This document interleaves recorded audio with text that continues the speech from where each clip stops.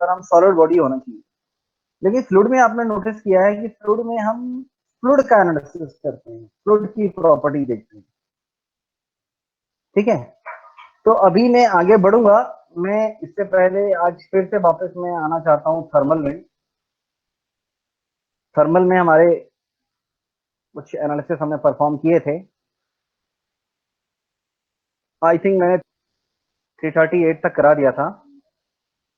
आप लोग को याद होगा ये हीटिंग कॉइल तक मैंने कराया था। 339 में आते हैं थर्मल। 390 339 में आप देखेंगे कि आप, मेरे पास ये आर्म है और ये वाला बेस है और बीच में एक गैप है। यदि मैं इस पर फोर्स लगाऊं और इन दोनों के बीच में गैप हो तो इस पर कुछ फोर्स ट्रांसफर होगा क्या? नहीं होगा। लेकिन यदि मैंने कोई इस पे हीट अप्लाई की है या इस बॉडी में हीट अप्लाई की है, लेकिन यदि मेरे पास एक गैप है, बहुत कम गैप है, तो वहां पर हीट ट्रांसफर होगी, डेफिनेटली होगी। क्योंकि हमारे पास में यहाँ पर एयर के थ्रू, कन्वेक्शन के थ्रू हमारे पास क्या होगा, हीट ट्रांसफर होती है एक मीडियम से दूसरे मीडियम में। तो इस गैप को हम किस तरीके से अलाउ करते हैं एनसिस में, वो इस ट्यूटोरियल का पर्पस है। तो इस ट्यूटोरियल का पर्पस सिर्फ और सिर्फ जो है वो है गैप को कैसे हमें अलाउ करना है एनसिस में, वो देखना। तो देखेंगे आपने यहाँ कन्वेक्शन दिया है सी, कन्वेक्शन दिया है बी, उसके बाद यहाँ पर दिया है डी में हीट फ्लक्स अप्लाई किया और नीचे टेम्परेचर। ये बाउंड्री कंडीशंस की हमें जरूरत पड़ने वाली है, वो हम काम करने वाले हैं। तो उसके लिए मैं स्टडी स्टेट थर्मल एनालिसिस यहाँ से पिक कर लेता हूँ। स्टडी स्टेट थर्मल एनालिसिस हमने पिक कर लिया है।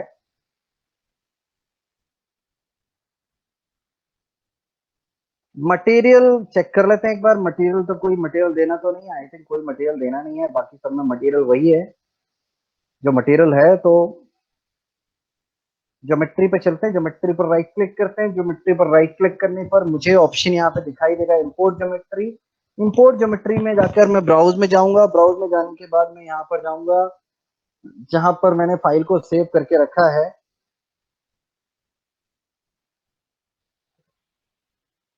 वो है linear static analysis practice and then study state. और यहाँ पर कॉन्टेक्ट मॉडल पर आएंगे, कॉन्टेक्ट स्टडी इसका नाम है। तो चलिए एक एक करके देखते हैं। कन्वेक्शन सी वाला जो है वो 4 e⁻⁻⁴ है। बी वाला जो है वो 2 e⁻⁻⁴ है।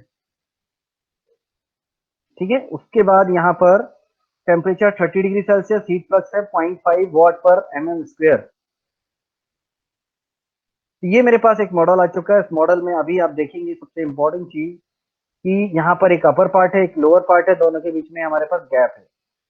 तो उस गैप को हम कैसे अलाउ करेंगे कि ये हीट ट्रांसफर करे?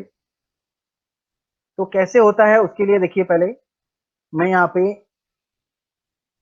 स्टडी स्टेट थर्मल एनालिसिस पे क्लिक करूंगा और यहाँ पर जहां पर मुझे कन्वेक्शन देना है,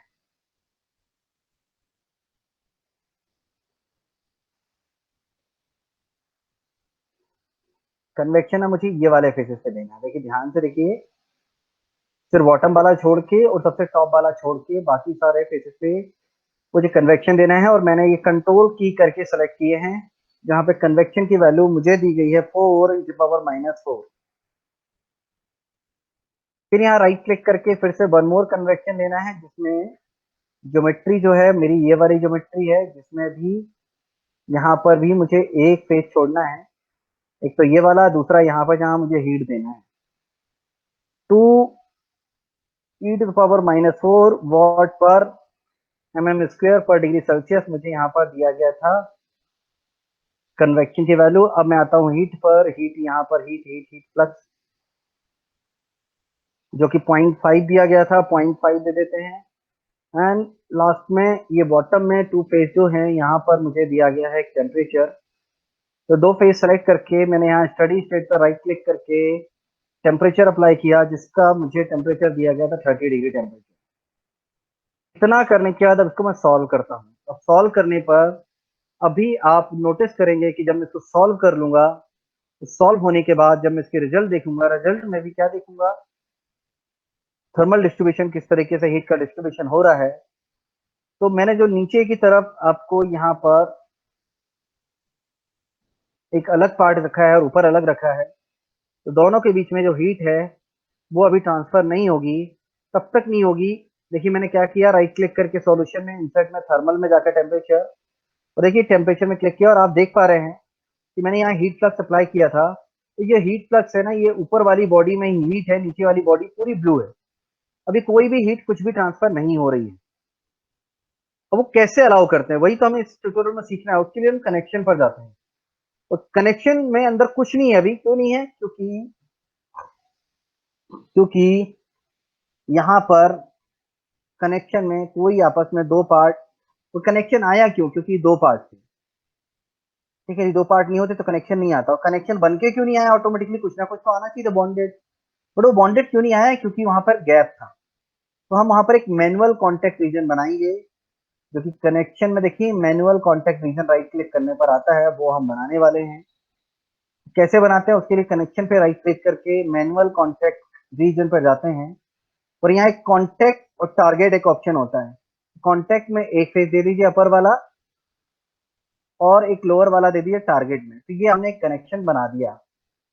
लेकिन इस कनेक्शन में ये बॉन्डेड, शायद बॉन्डेड को बॉन्डेड ही रखेंगे, एक बार चेक कर लेते हैं। बॉन्डेड को हम छेड़ने वाले नहीं है। हमें नीचे एक रेडियस ऑप्शन जो है, उस ऑप्शन को ध्यान देना है।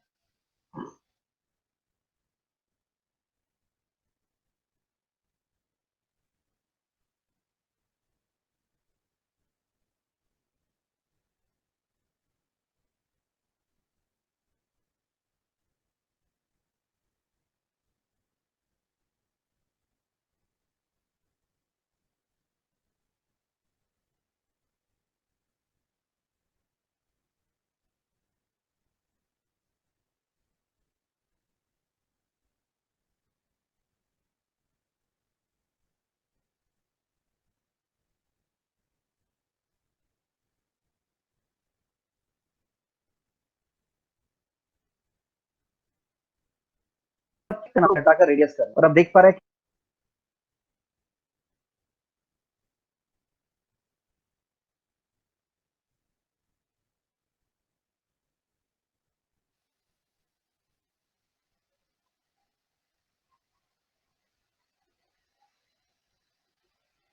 आवाज आ रही थी क्या अभी? नो सर, एक बार फिर से रिपीट कर दी। बिल्कुल नहीं आ रही। स्क्रीन लैग हो गई। हेलो, कितनी देर से आवाज नहीं आ रही थी? हाँ सर, दो दो 3 मिनट हो गए, 2 मिनट। अच्छा, चलिए एक बार फिर से देखते हैं।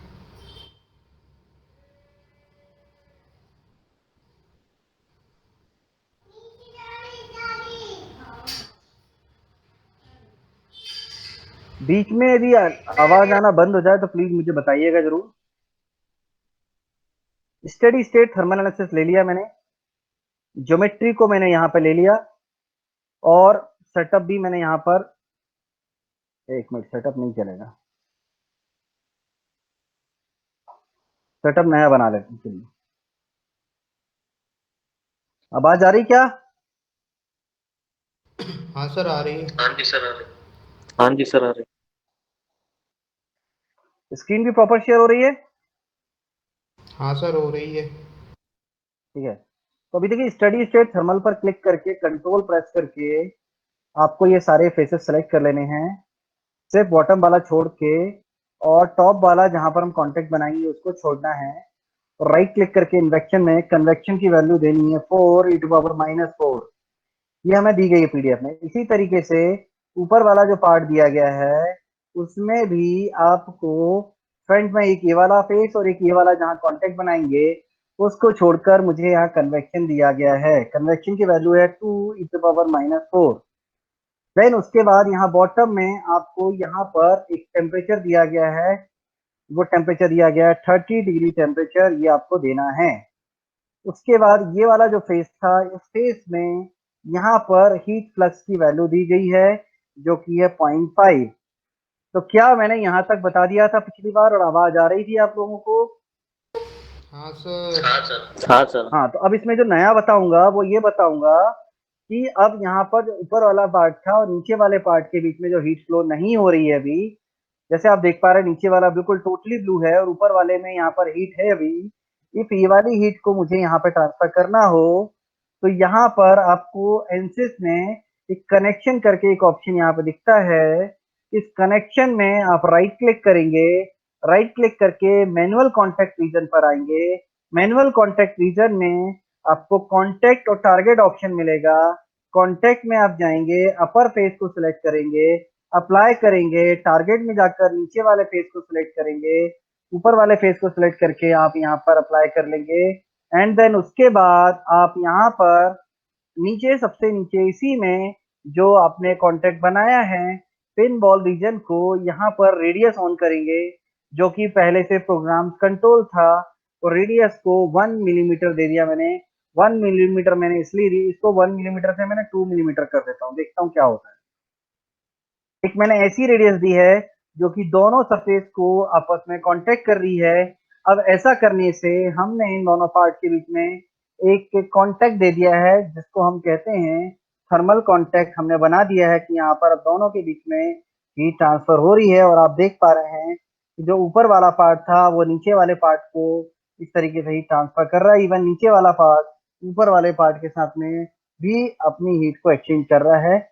ये आपने देखा है। तो ये था इस ट्यूटोरियल का एनालिसिस का पर्पस, जो शायद आपको समझ आ गया होगा यदि वही छवि आ रही होगी तो। समझ आया क्या?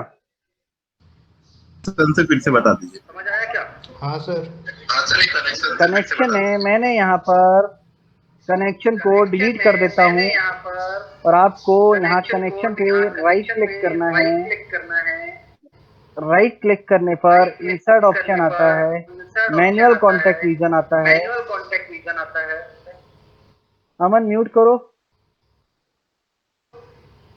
मैनुअल कॉन्टैक्ट रीजन में कॉन्टैक्ट में ये जो डिस्क दिख रही है ये डिस्क का बॉटम सरफेस, और टारगेट में ये वाले नीचे वाले पार्ट का ये वाला अपर सरफेस, इसको अप्लाई करना है। एंड देन सबसे नीचे यहाँ पर पिन बॉल रीजन आता है, वहां पर रेडियस जो है वो रेडियस आप 1 और 2 दे सकते हैं। उसके बाद आप यहाँ देखेंगे कि मुझे यहाँ पे एक वॉल दिखाई देने लगी, जो वॉल मुझे दोनों पार्ट को इंटरसेक्ट कर रही है और इस तरीके से अब हीट जो है वो एक पार्ट से दूसरे पार्ट को ट्रांसफर कर पा रही है। ये समझ आया? ठीक है, यस सर। समझ आया क्या? Yes sir.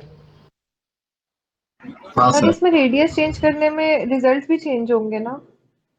नहीं होंगे चेंज, क्योंकि वो पिन बॉल रीजन कितना भी क्यों ना हो, मतलब बस दोनों को टच कर रहा हो, इंटरसेक्ट बस करे, ठीक है, तो ज्यादा फर्क नहीं आएगा आप कितनी भी रेडियस दे दीजिए।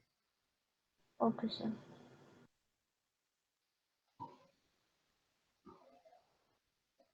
उसके बाद एक ये रेडिएशन वाला है। इसमें ये समझाने की कोशिश की गई कि कैसे हमें एक रेडिएशन अप्लाई करना हो। तो ये वाला एक एनालिसिस देख लेते हैं। इसमें एल्यूमिनियम अलॉय मटेरियल लेना है, वो हम सेलेक्ट कर लेते हैं। स्टडी स्टेट थर्मल एनालिसिस को ही हमने पिक किया, पिक करके ड्रैग करके ड्रॉप किया। कौन से नंबर का है सर ये? उसके बाद वाला 340। Okay sir. इंजीनियरिंग डेटा पे क्लिक किया, देन इंजीनियरिंग डेटा सोर्स पर गया, जनरल मटेरियल पे क्लिक किया। जनरल मटेरियल पे क्लिक करने के बाद यहाँ पर एल्यूमिनियम अलॉय मटेरियल हम ऐड कर लेते हैं। और आज की क्लास में ही मैं आपको एक इम्पोर्टेंट चीज बताना चाहता हूँ कि यहाँ पर कभी आपको कोई नया मटेरियल ऐड करना पड़ जाए जो इसमें है ही नहीं, तो आपको उसकी एक मैकेनिकल प्रॉपर्टीज पता होना बहुत जरूरी है। वो आपको गूगल पे सर्च करने पे मिल जाती है।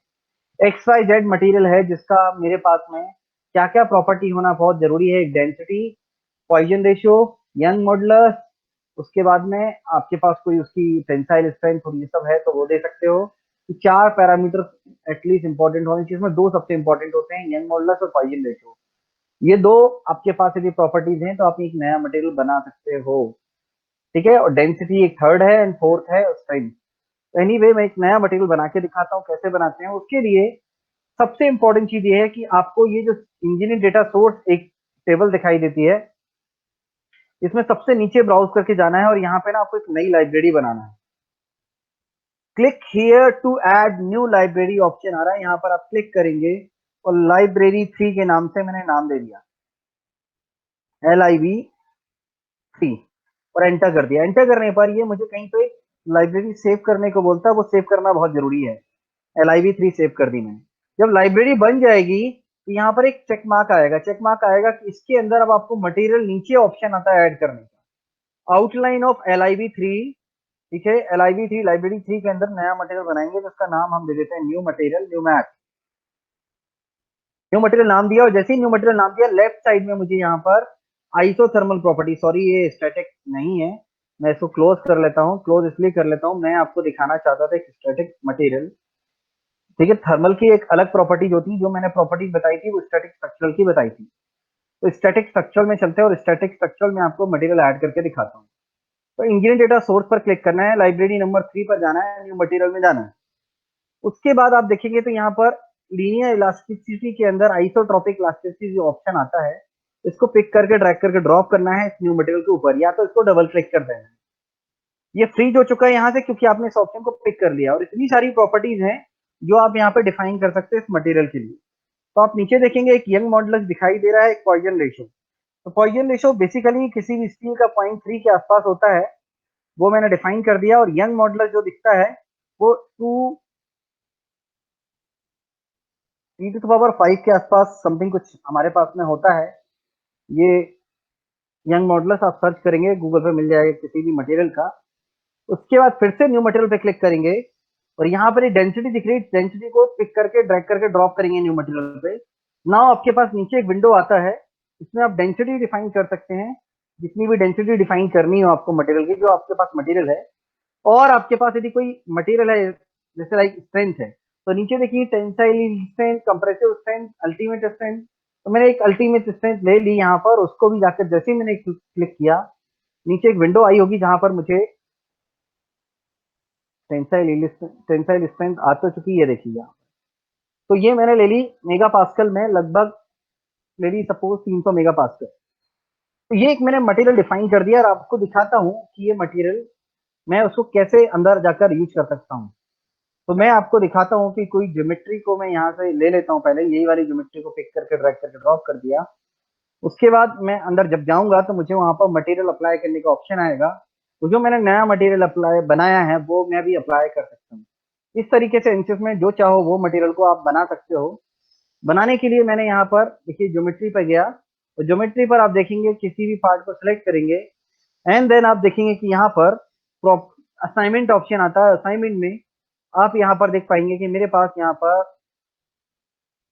न्यू मटेरियल का ऑप्शन, एक मिनट ये वाला भी नहीं, मैंने एक मिस्टेक की है, मैंने मटेरियल बनाया तो था लेकिन उसको ऐड करना भूल गया। मतलब इसका क्या मतलब हुआ मैं आपको दिखाता हूँ।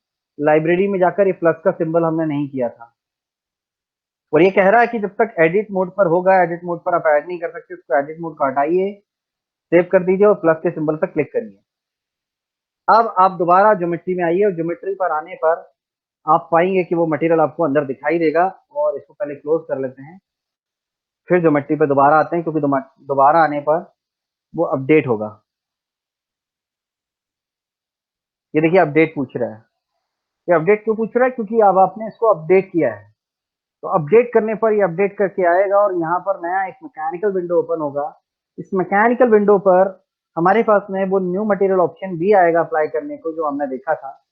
जैसे आपको बता दूं, आप अभी बाय डिफॉल्ट यहाँ स्ट्रक्चरल स्टील होता है, और स्ट्रक्चरल स्टील के नीचे प्रॉपर्टीज आप देखना चाहें तो प्रॉपर्टी में जाएंगे, तो प्रॉपर्टी में आपको वॉल्यूम मिलेगा, मास मिलेगा, मोमेंट ऑफ इनर्शिया मिलेगा, सेंट्रॉइड मिलेगा, सब कुछ यहाँ पर नीचे रहता है। आप यहाँ पर जैसे अभी देखेंगे वॉल्यूम इसका है 1, वॉल्यूम तो खैर उतना ही रहने वाला है। आप इसका देखिए 1.3582 e⁻², ठीक है। हमारे पास में ये दिखाई दे रहा है केजी, इसका मास है, मतलब 130 केजी है, 135.82 केजी है इसका वेट। इफ मैं इसको चेंज करता हूँ अपने न्यू मटेरियल से, देन इसका वेट देखेंगे तो वेट हो गया चेंज, वेट हो गया इसका देखिए बहुत कम हो गया, देखिए 6.228 e⁻³ तो कितना कम वेट हो गया, दिख रहे हैं ना आप। तो जैसे आपने मटेरियल चेंज किया उसका मटेरियल चेंज हो गया। तो ये चीज मैंने आपको बतानी थी, जो बता दी। अब मैं इस वाले एनालिसिस पर आ जाता हूँ, थर्मल वाले पर। थर्मल में जो दूसरा एनालिसिस बता रहा था, वहां पर मैंने एल्यूमिनियम अलॉय मटेरियल ऐड कर लिया था। अब वहां पर मुझे एक पार्ट इंपोर्ट करना था जिसका नाम है फिन ट्यूब। फिन ट्यूब को इंपोर्ट करके मैं मॉडल पर डबल क्लिक करूंगा, तो ये वो फिन ट्यूब है जिसकी मैं बात कर रहा था। यहाँ पर मुझे एल्यूमिनियम अलॉय मटेरियल ऐड करना है। एल्यूमिनियम अलॉय मटेरियल ऐड करने के बाद यहाँ पर मैशिंग करके दिखाई गई है, तो मैशिंग मैं भी कर देता हूँ। और एज वेल एज यहाँ पर कुछ फेसेस हैं, फेसेस पे साइजिंग के थ्रू मैशिंग करके दिखाई गई है। हालांकि मैशिंग की मेरी अलग क्लासेस होगी, बट फिर भी इस ट्यूटोरियल में मुझे दिखाई दे गया है, तो वो भी मैं बता देता हूँ कि एक फेस को मैशिंग कैसे करते हैं।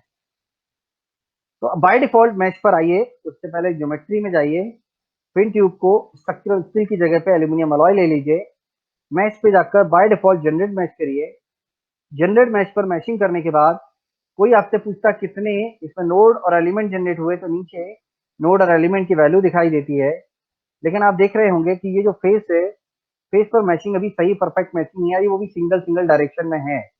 मैंने हमेशा कहता हूँ एटलीस्ट 2 डायरेक्शन में। तो यहाँ पर इसकी साइजिंग को, सिर्फ इसकी साइजिंग को, ओवरऑल साइज को ना कम करके फेस की साइजिंग को कम करने के लिए फेस को सिलेक्ट करके मैचिंग पर राइट क्लिक करके साइजिंग ऑप्शन आता है। और यहाँ पर साइजिंग में जो डिफॉल्ट एलिमेंट की साइज थी वो 11 थी, इसको 2 mm कर दिया। एंड अब मैच करेंगे तो आप पाएंगे कि बाकी सब पर मैचिंग आपकी कोर्स मैच रहेगा, वहीं पर जो आपने फेस पर मैचिंग की है वो फाइन मैच हो जाएगी। कुछ इस तरीके की मैचिंग हो जाएगी जो आपको दिखाई दे रही है। फेस में मैचिंग फाइन हो चुकी है। अब आगे आप इस पे बाउंड्री कंडीशंस लगा सकते हैं। तो बाउंड्री कंडीशंस क्या लगानी है, आप देख पा रहे हैं कि एक मैग्नीट्यूड अप्लाई किया अंदर 30 डिग्री, मतलब ये एक हीट एक्सचेंजर होगा, ठीक है, जिसमें फिन्स लगी है, इसके अंदर हीट है और हीट की वैल्यू है 300 केल्विन, सॉरी 300 डिग्री सेल्सियस है,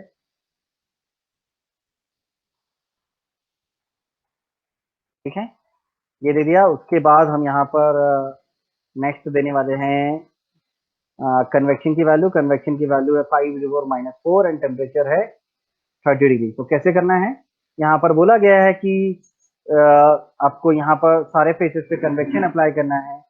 तो एक फेस को सिलेक्ट करेंगे, एक फेस को सिलेक्ट करके राइट क्लिक करेंगे, एक फेस को सिलेक्ट करके राइट क्लिक करेंगे, और राइट क्लिक करने पर यहाँ पर ऑप्शन आएगा सेलेक्ट ऑल पर क्लिक करेंगे। सेलेक्ट ऑल पर क्लिक करेंगे तो सेलेक्ट ऑल पर क्लिक करने से ये सारे फेसेस सेलेक्ट कर लेगा। तो सारे फेस सेलेक्ट करने के बाद मैं यहाँ कंट्रोल प्रेस करूंगा और वो फेस को डी सेलेक्ट करूंगा जिस फेस पर मुझे कन्वेक्शन नहीं देना है। जैसे ये वाले फेसेस, ये वो फेसेस हैं जहां पर ये किसी पार्ट का कट फेस है, वो मैंने हटा दिया है। तो अब मैं इस पे राइट क्लिक करूंगा, राइट क्लिक करके यहाँ पे कन्वेक्शन में आऊंगा। कन्वेक्शन में आके आप देखेंगे कि यहाँ पे कन्वेक्शन 5 e⁻⁻⁵ -4 वो हम दे देते हैं, और टेम्परेचर दे देते हैं 30 डिग्री टेम्परेचर, एम्बियंट टेम्परेचर हमने दे दिया। उसके बाद यहाँ पर सारे सेम फेसेस जितने थे वहां पर रेडिएशन की वैल्यू देनी है, वहां पे एमिसिटी की वैल्यू देनी है 30। तो आप देखेंगे यहाँ पर चाहते तो पहले नेम सिलेक्शन भी कर सकते थे, या फिर दूसरा तरीका है, एक मिनट रुकिएगा, ये मैं फर्स्ट टाइम ट्राई कर रहा हूँ डुप्लीकेट करके, सॉरी नहीं हो पाएगा क्योंकि यहाँ कन्वेक्शन ही है।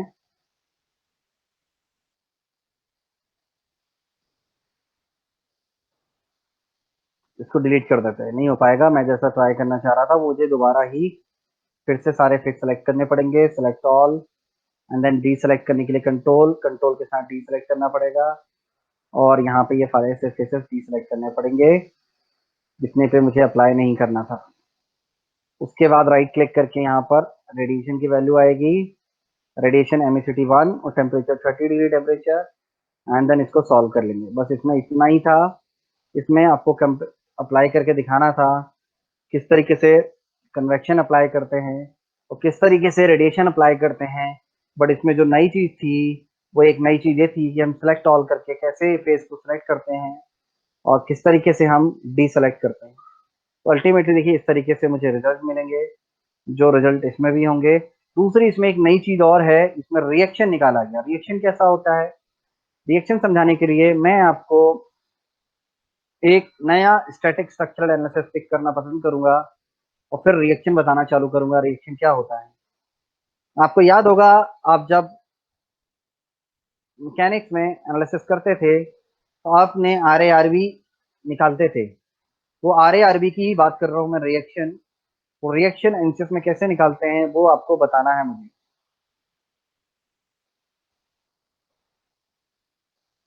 तो आप देखेंगे कि यहाँ पर मैंने कोई एक छोटा सा कॉलम बना लेता हूँ।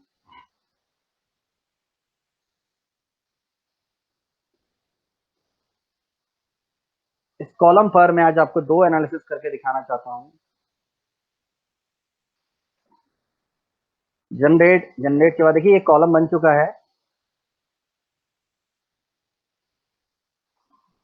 अब इस पर मैं दो एनालिसिस करके आपको दिखाऊंगा।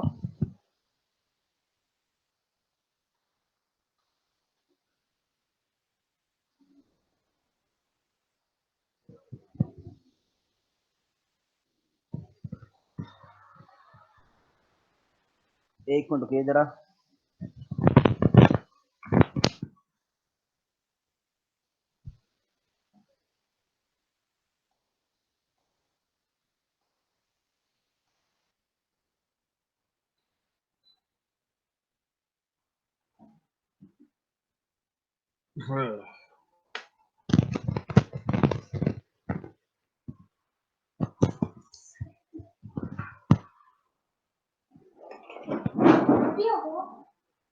क्यों? इसको चार्जिंग में लगा दूं। वो है ना चार्जर। तो ये देखिए यहाँ पर मैंने फिक्स किया, नीचे बॉटम में मैंने फिक्स कर दिया और अपोजिट साइड पर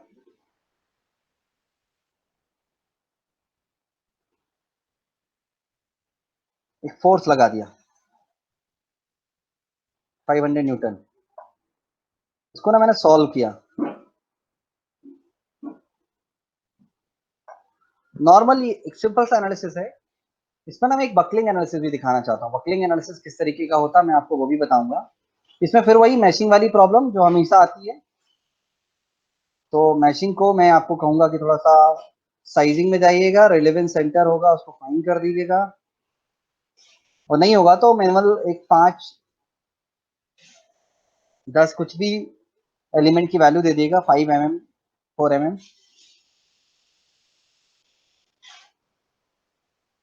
इस तरीके से देखिए सॉल्व होगा। और यदि अब आप नोटिस करेंगे तो इसमें एक इम्पॉर्टेंट चीज आपको बता दूं कि जो कॉलम में आप नोटिस करेंगे कि जो डिफॉर्मेशन आपको मिल रहा है वो देखिए अलोंग द वाई एक्सिस है। मतलब आप नोटिस करेंगे तो ये कॉलम जो है ना वो देखिए ऊपर नीचे हो रहा है। मतलब मैं यदि चाहूँ तो फोर्स को ना थोड़ा सा और बढ़ाता हूँ, 1000 करता हूँ।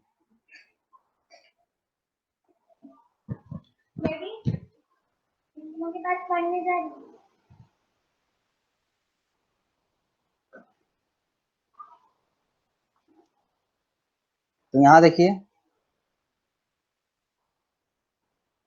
इसमें इसमें आप डिफॉर्मेशन को नोटिस करेंगे, ये जो डिफॉर्मेशन मिलता है वो ऊपर नीचे मिल रहा है, मतलब वाई डायरेक्शन में जो भी डिफॉर्मेशन है। लेकिन अभी मेरा पर्पस था रिएक्शन दिखाना। रिएक्शन दिखा के, तो रिएक्शन कैसे दिखाएंगे, ये जो अपना फोर्स लगाया था ना उसको जाके सॉल्यूशन पर ड्रॉप कर दीजिए।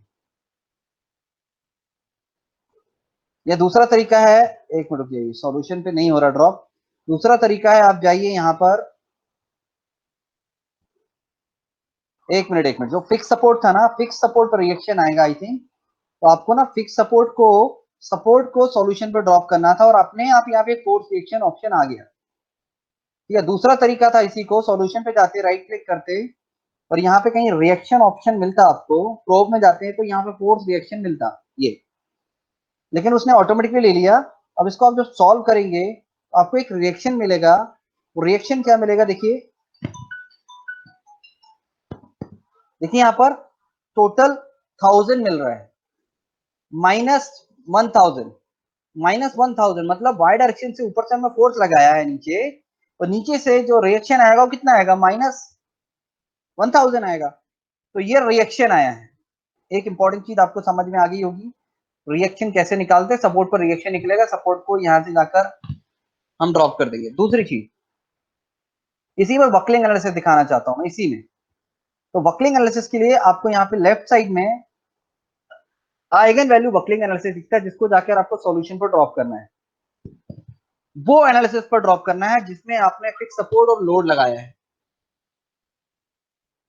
पहले। लेकिन आपको एक स्टैटिक स्ट्रक्चरल एनालिसिस परफॉर्म करना ही पड़ता है बकलिंग एनालिसिस के लिए, उसके बाद ही आगे कैरी फॉरवर्ड करता है। ऐसा करने के बाद अब आप सॉल्यूशन पे आइगन वैल्यू बकलिंग एनालिसिस पर आप सॉल्यूशन पे क्लिक करेंगे, और ऐसा करने के बाद अब आप राइट क्लिक करेंगे सॉल्यूशन पर। देखिए दो सॉल्यूशन मिल रहे हैं यहाँ पर। एक सॉल्यूशन जो आपने ऑलरेडी देख चुके हैं, लेकिन आपको आना है बकलिंग में सॉल्यूशन में, और यहाँ पे जाकर डिफॉर्मेशन देखना है।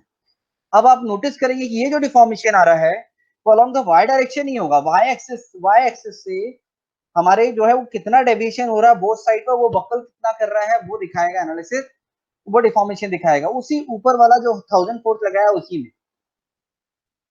तो बकलिंग एनालिसिस करना बहुत ही आसान था।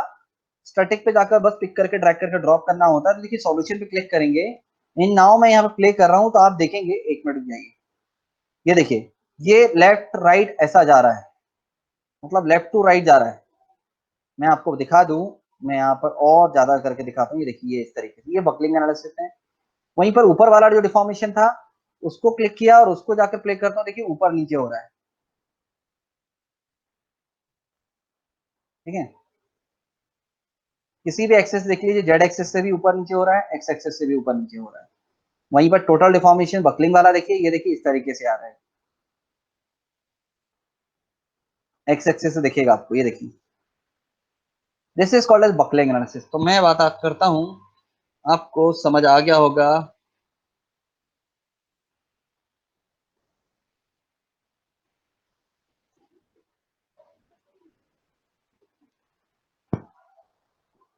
अब आते हैं वो स्टैटिक नहीं, वो थर्मल वाला एनालिसिस, इसमें वो रिएक्शन प्रोब निकाला था। इसमें रिएक्शन प्रोब क्या था, जो आपने टेम्परेचर अप्लाई किया था उसको जाके सॉल्यूशन पर ड्रॉप करेंगे, तो जो टेम्परेचर अप्लाई किया था उसके अगेंस्ट में कितनी हीट जनरेट होती है वो आपको यहाँ पर दिखा देता है। ये देखिए आ रही है, कितनी हीट आ रही है, 4990.3 वॉट। ठीक है, इतनी हीट वो जनरेट कर रहा है। रेडिएशन जो आपने अप्लाई किया था, रेडिएशन जो आपने अप्लाई किया था वो उसके अगेंस्ट में कितनी हीट जनरेट होती है वो भी आपको यहाँ दिख जाएगी, -123। तो यहाँ पर वही चीज समझाने की कोशिश की है कि टेम्परेचर आपने अप्लाई किया था, मतलब इतनी लॉसेस जो हुए, लॉसेस कन्वेक्शन की वजह से इतना लॉसेस हुआ, रेडिएशन की वजह से इतना लॉसेस हुआ, और ये देखिए इक्वल किया तो लगभग 0 आया। तो यही चीज बताया गया इसमें कि रिएक्शन से आपको पता चल रहा है कि देखिए इतनी टोटल हीट आपने अप्लाई की थी, इतना कन्वेक्शन के थ्रू, इतना आपको रेडिएशन के थ्रू जो है वो आपको हीट लॉसेस हुई है, और ये देखिए इक्वल इस तरीके से दिखा रहा है। तो आई होप समझ आ गया होगा इतना, और आज के लिए इतना बहुत है, बहुत सारा मैंने बता दिया है, इतना आप परफॉर्म करें। हाँ हेलो, सर थोड़ा डाउट है हाँ सर। बताएं। सर 309 में थोड़ा डाउट है लास्ट वाले पेज में। 309, हाँ सर सबसे लास्ट वाला पेज है, वहाँ पर थोड़ा डाउट आ रहा है। क्या ये वेक्टर वाला? हाँ सर, यहीं थोड़ा डाउट हो जाता है सर, बन नहीं पा रहा है मतलब। देखिए बता रहा हूँ, सबसे पहले हीट फ्लक्स लेना, ठीक है, हाँ सर। फिर उसके बाद सॉल्यूशन पे राइट क्लिक करना, सॉल्व कर लेना। तो टोटल हीट फ्लक्स में जाने के बाद, क्लिक करने के बाद, यहाँ पर ऊपर एक देखिए 3 लाइन दिख रही हैं। हाँ सर। ये 3 लाइन पे जैसे ही क्लिक करेंगे वेक्टर साउंड हो जाएंगे, लेकिन वेक्टर्स की साइज बहुत छोटी होती है। तो आपको क्या करना है, स्लाइडर को सबसे लास्ट में लेके जाना चाहिए, यहाँ वेक्टर की साइज दिखने लगे। कुछ समझ में आया? और ये वेक्टर के साइज क्या शो करते हैं, डायरेक्शन को शो करते हैं, हीट किस डायरेक्शन में फ्लो हो रही है। तो अंदर हीट जो थी हमारी यहाँ 300 डिग्री सेल्सियस की थी, और बाहर कन्वेक्शन था, बाहर हवा थी तो हीट जो है हमारी हॉट से कोल्ड की तरफ फ्लो होती है, तो वही यहाँ पर फ्लो करने की कोशिश कर रहा है। और ये इस फिन ट्यूब में क्या किया गया है, इस फिन ट्यूब में ये किया गया कि ये कूलिंग के लिए ये सरफेस एरिया को बढ़ाया गया है। जैसा आप लोग को यदि पता हो, ये फिन्स क्यों बनाई जाती है, फिन्स इसलिए बनाई जाती हैं कि हमारा सरफेस एरिया बढ़ जाए और कूलिंग हमें जल्दी जल्दी होने लगे। ये बेसिकली वो रीजन होगा जहाँ पर हीट ज्यादा जनरेट हो रही है। तो इसी तरीके से आपका ये जो एनालिसिस है इसमें भी कुछ ऐसा ही आपको वेक्टर्स मिलेंगे। जी सर। ठीक है, हाँ सर। ठीक है, जितना करें अभी तो परफॉर्म।